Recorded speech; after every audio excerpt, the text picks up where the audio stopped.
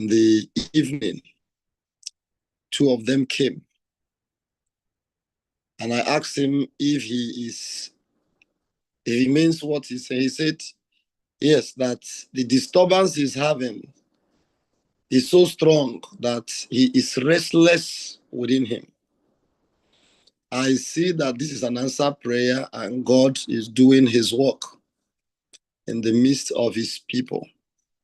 We'll pray for him. We'll remember him in prayer. And I know this will be passed on to every of our location, that everyone the Lord needs to draw nearer to him. Nothing will hinder them from coming.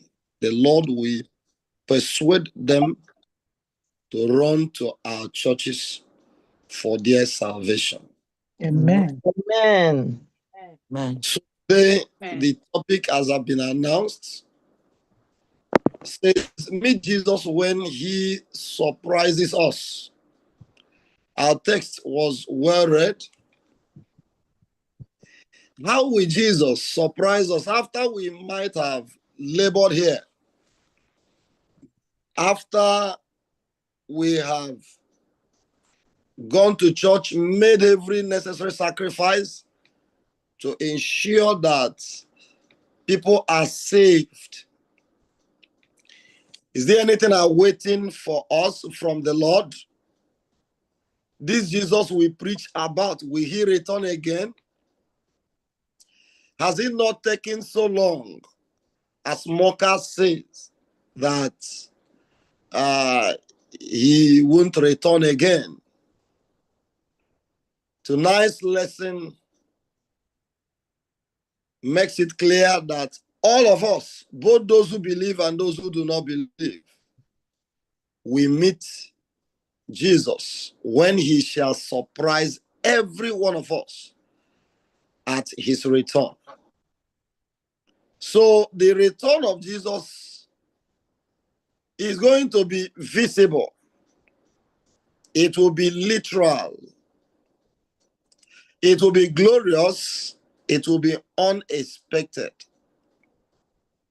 But one thing is required: readiness and preparedness. Readiness is not gazing the time. It is about living daily in relationship with Christ. To be ready for the soon return of our Lord and personal Savior, it means that you will live it out every day. There's this song I love in line with this lesson. Live out thy life within me, O Jesus, King of kings. Be thou thyself the answer to all my questioning. Live out thy life within me, O Jesus, King of kings. Be thou the glorious answer to all my questioning. One prayer that must be constant as you have a daily living relationship with Christ must be to ask the Lord to prepare your heart to meet him when he comes, to have you ready to meet him with joy, because the surprise would be both for the good and for the bad. There are people who are good in our eyes. It will surprise them that certain things you may have held onto will surprise you, that when you have counted yourself part of heaven, the Lord will say, I do not know you. God forbid. When you may have aligned with the world in association with certain belief system which you adopted that is not in line with the word of God. it may be a surprise. It will also be a surprise that there are people who you may not expect to be in heaven, and you will be surprised to see them get into heaven. Today, I pray that in all the surprises, may all of us end up that our surprise shall be that our names are written in the book of life, that we will be part of heaven. Amen. That we will be part of those who shall be taken with Jesus in the name of Jesus. Amen. So Amen. Christ, upon his departure, consoled the disciples who were being discouraged because the presence of Jesus when he was around brought comfort to them. They were at ease and at peace until he started speaking to them gradually to prepare their mind. The Son of Man will be taken away. The Son of Man will be killed in 3 days. He will resurrect. And I will no longer be here with you always. Until John 14, verse 1 to 3, he says, let not your heart be troubled. Ye believe in God, believe also in me. In my Father's house are many mansions. If it were not so, I would have told you. I go to prepare a place for you. And if I go to prepare a place for you, I will come again and receive you unto myself, that where I am, there you may be also. There are certain teachings that negate this text. And if care is not taken, you may be roped into believing that truly Christ is not coming again.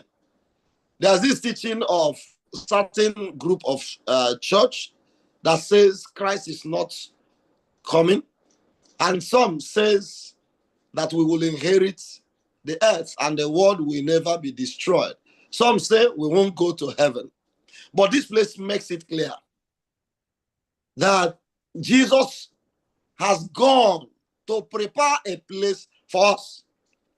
And if he goes as he has gone, he prepares a place for us and we come again in specific words and receive you and I unto himself, that where he is, there we may be also. The question is, where is Jesus right now? Every biblical proof shows he is in heaven. He ascended into heaven.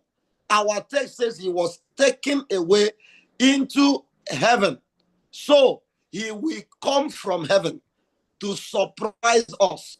My prayer is that those who have not known him now shall come to know him and get ready before he comes. So Jesus is not idle in heaven. What is he doing? He is personally preparing a place for you.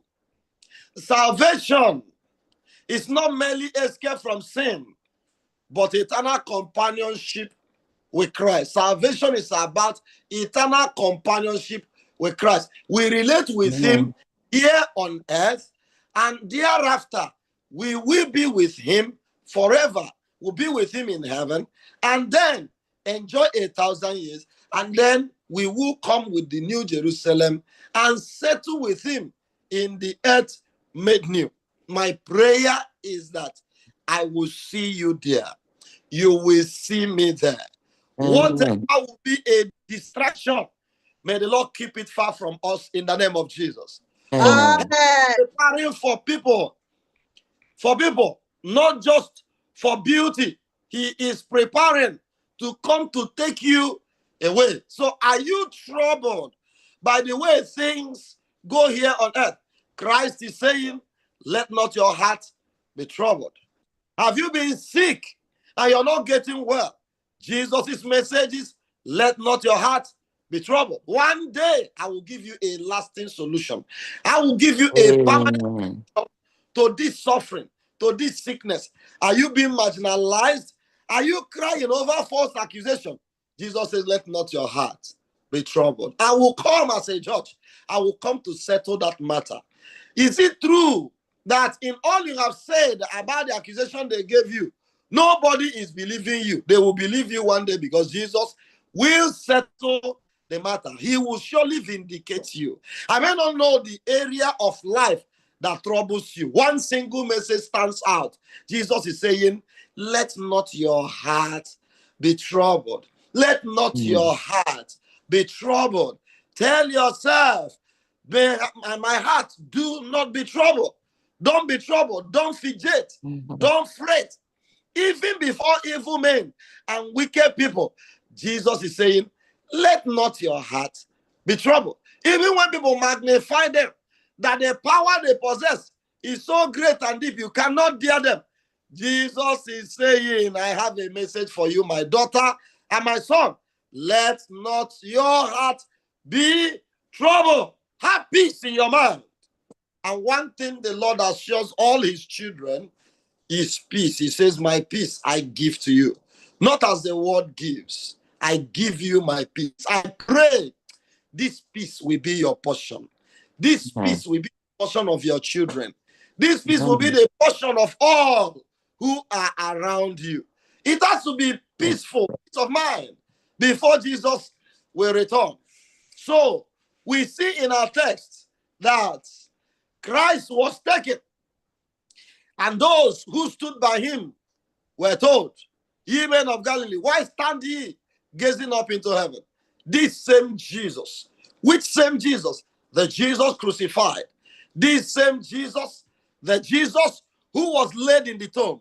This same Jesus, the one that did miracle in Palestine.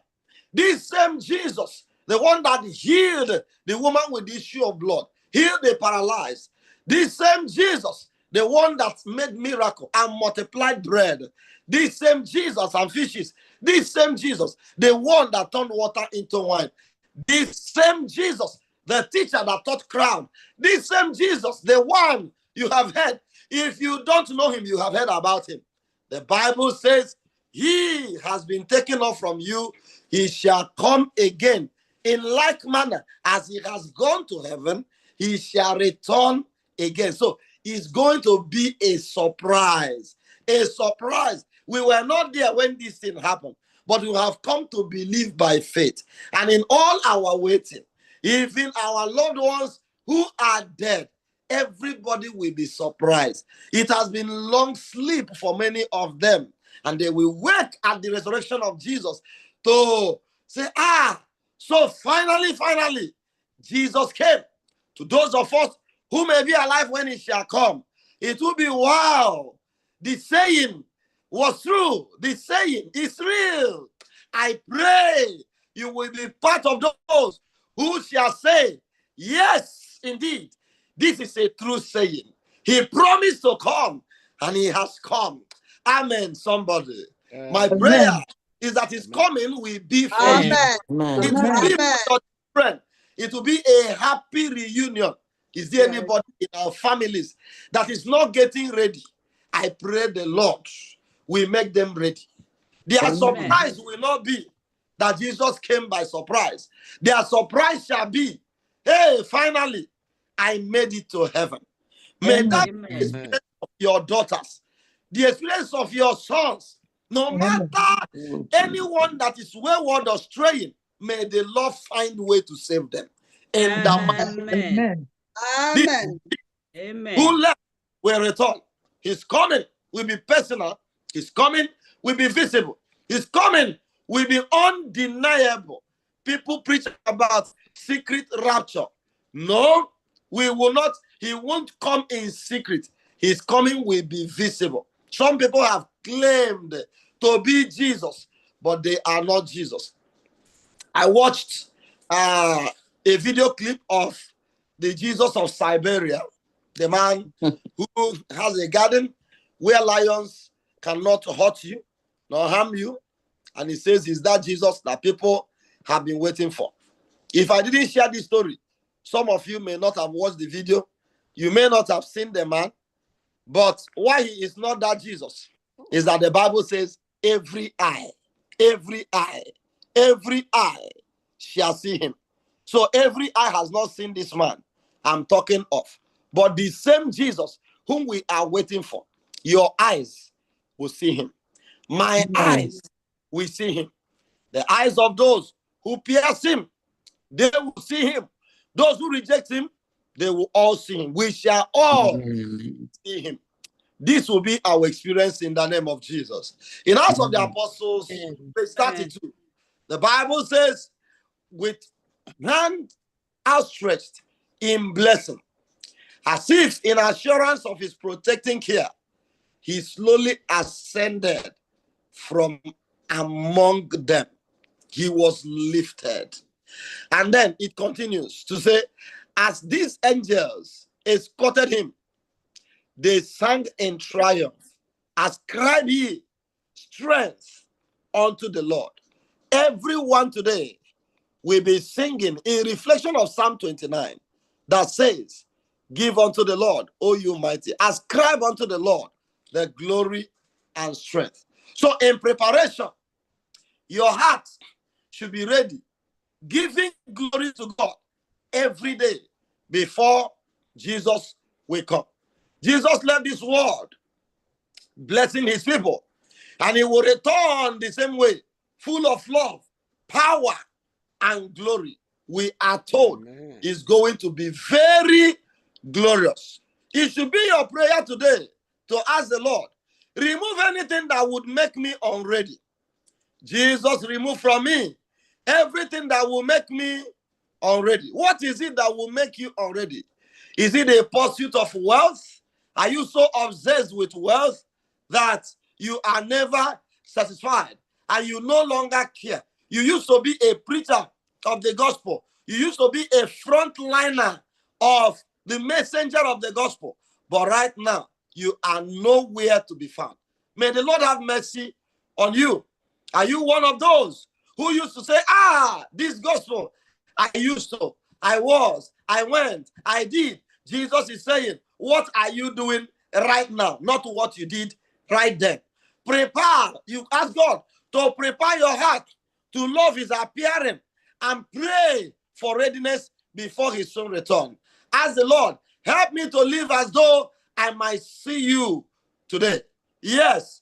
And then begin to prepare your mind that those things we possess here mean nothing to you. Let them begin to mean nothing in attachment with your life. Yes.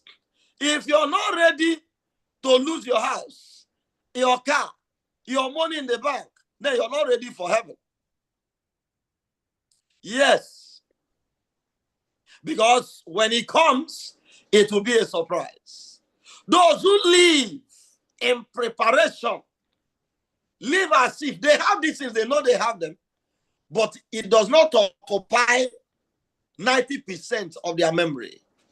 They have space for Christ, and they are ready within their heart that the Lord will come to take them home.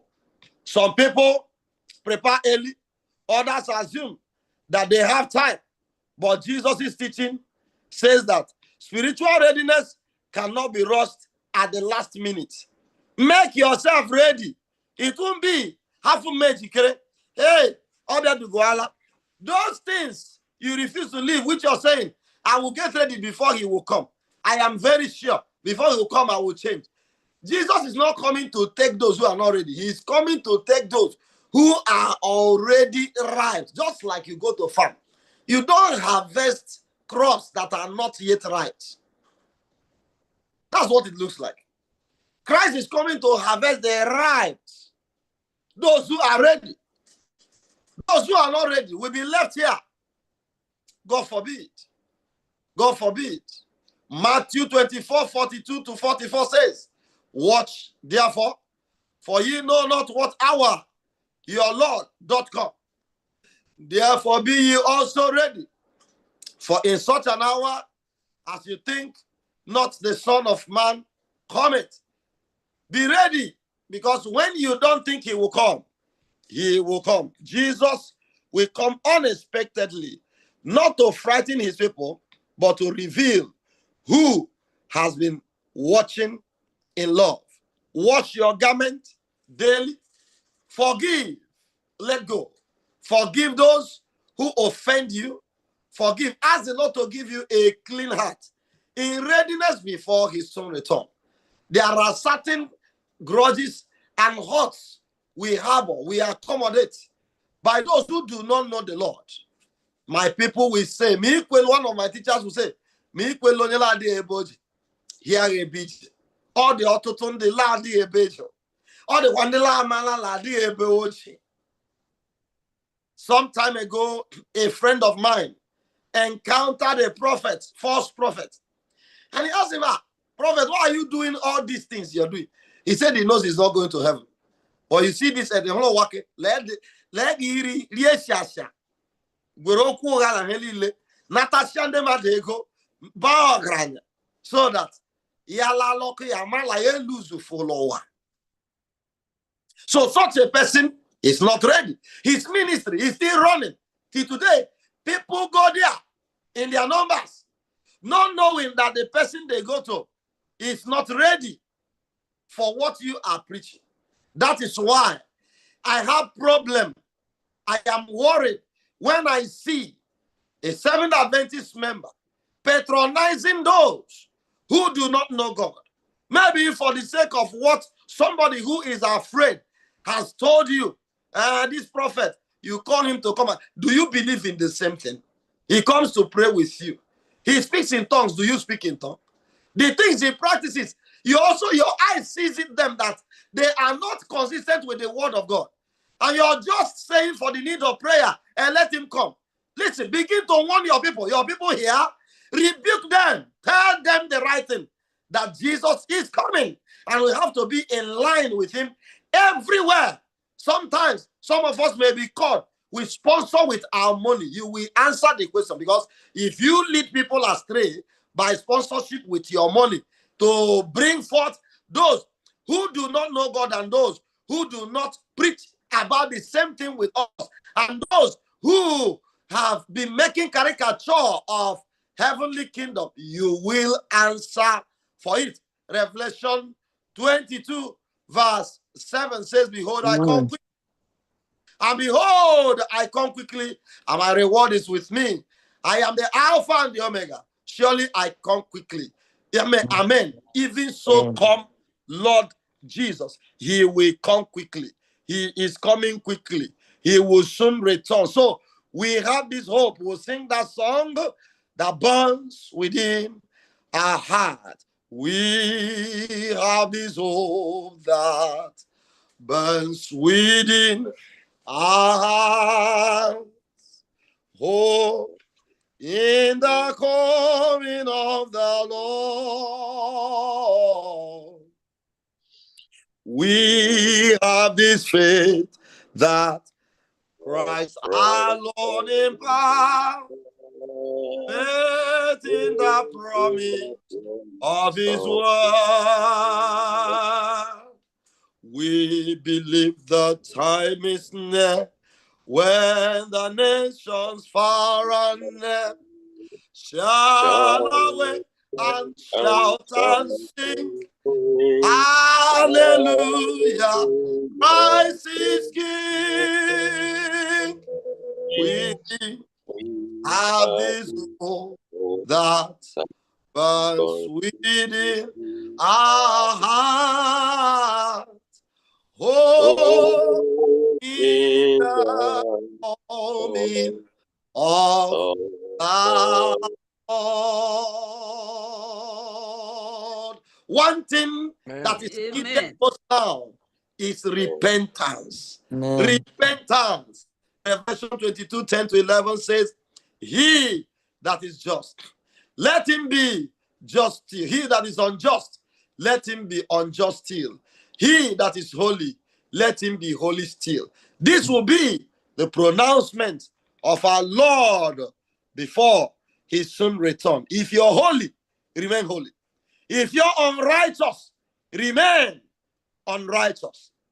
God forbid that you will remain unrighteous before Jesus will come. He will come. The bride and the groom says, and he and the spirit and the bride says, come, come. If you hear, come. He is willing to save you. He is willing to save you. The church is saying, come. Jesus, the husbandman, is saying, come. Finally, before we close tonight, let me share the story of a Christian nurse working night shift. Shared how she once missed an emergency call because she assumed someone else would respond. The patient survived, but the experience shook her deeply. She said, I learned that readiness is not about intention. It is about preparedness. Readiness is not about intention. It is about preparedness. Later, she applied that lesson spiritually, said, I stopped assuming. I had time to grow closer to Jesus. I began preparing daily. I make a call to every one of us today. Begin to prepare. Begin to prepare. Let these words encourage you. 1 Thessalonians chapter 4, verse 16 to 18. For the Lord himself shall descend from heaven with a shout, and the dead in Christ will rise first. The second coming is not loss, it is reunion. Tears are repeatedly replaced with joy. Death will be swallowed up in victory. And finally, Matthew 25, verse 1 to 13. He said, watch ye, therefore, for ye ye know neither the day nor the hour when the Son of Man shall come. So it should be part of our prayer, in our watch in prayer. Lord, save me. While you may pray for healing, don't forget to pray for preparedness. While you may pray for your children's welfare, don't forget to pray for preparedness for both themselves and yourself. While you may pray for peace in your family, don't forget to pray for readiness before the soon return of our Lord and personal Savior.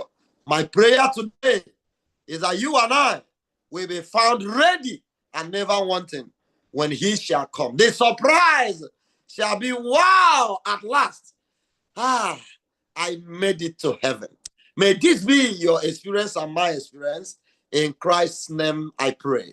Amen. Amen. Amen. Amen. Amen. Amen. Amen. Amen.